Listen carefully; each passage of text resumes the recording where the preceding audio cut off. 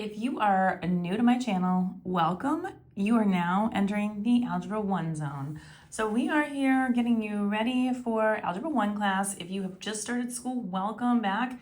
And the schedule has now started. You are now in the mode. If you haven't started yet, you better get prepping and ready to go so that you are good for class. So these ones are going to be a little bit trickier. Again, this whole page is being done. These are one-step, two-step, multi-step equations, and I'm going to be doing all of these videos so you can check more of these out in my playlist.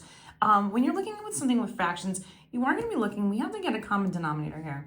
So our common denominator is going to be 12 because that's the first number that they go into. So what you're going to do is you're going to take this entire thing here, and we're going to multiply this entire thing by 12. What is going to happen here is then you're going to do 12 times x over 3 would be 12x over 3. Here, you're going to have 12x over here over the 4. And then here, you're also going to have to multiply this by 12 because once you do it on one side, you got to do it to the other side. That's part of algebra, part of life. 7 times 12 is 84. Now, I can simplify this because 12 divided by 3 is 4x. 12 divided by 4 is going to be 3x, and then obviously we have 84 here.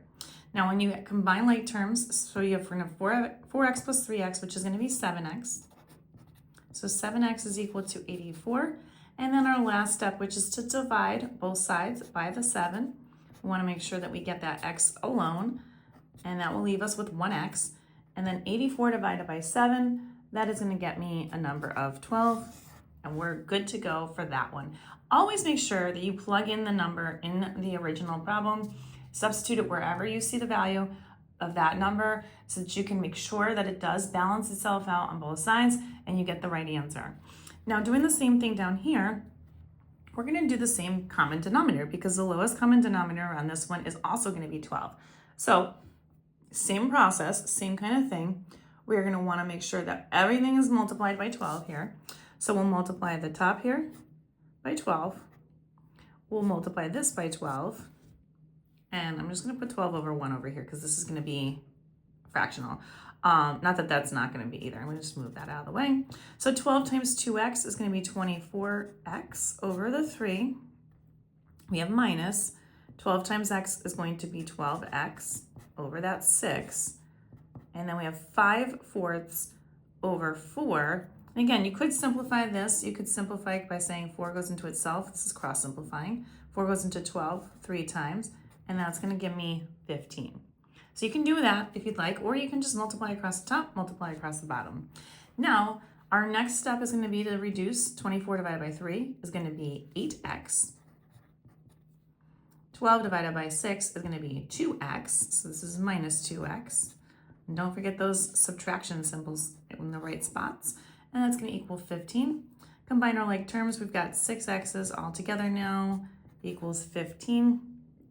Now don't panic because this doesn't go in evenly. It's life, it happens. We want to get that 6 out of there, so we're going to divide both sides by 6. Now that will eliminate those 6's, make it just 1x, and 1x is going to be equal to 15/6. We do want to reduce that because it is reducible. So 3 can go into both of these numbers. 3 can go into 15 5 times. 3 can go into 6 twice.